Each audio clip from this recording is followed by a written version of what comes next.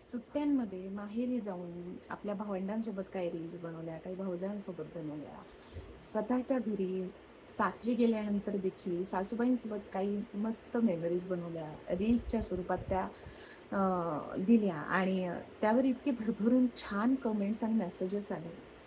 ते बघून मी हे गोष्ट जाणवली, की अ, हे जे सासू आणि सुनांमधलं नातं आहे, हे सगळीकडे असं नाहीये. आणि मी खूप ग्रेटफुल समजते स्वतःला, खूप सौभाग्यशाली समजते, की मला हे नातं भेटलंय इतकं सुंदर, जे माझ्या सासूबाईंसोबत आहे. आज सकाळी ज्यावेळेस मी चहा घेतला माझा बनवून, त्यावेळेस जाणवलं गड्या आपल्या घरी असले असते, तर आईने आपल्याला आयता चहा दिला असता. जसं रोज त्या सकाळी बनवून आयता चहाचा कप माझ्या हातात देतात. आणि तो चहा इतका गोड आणि इतका मस्त लागतो ना, बिना साखरेचा सुद्धा, की काय सांगू. त्याची तुलना माझ्या हातच्या बनवलेल्या चहात नाहीये. आणि ही जी गोष्ट आहे ना, की मला काही लागलं बनवून, की आमच्या आई बनवून देतात. त्यांना काही खायचं असलं, की मी बनवून देते.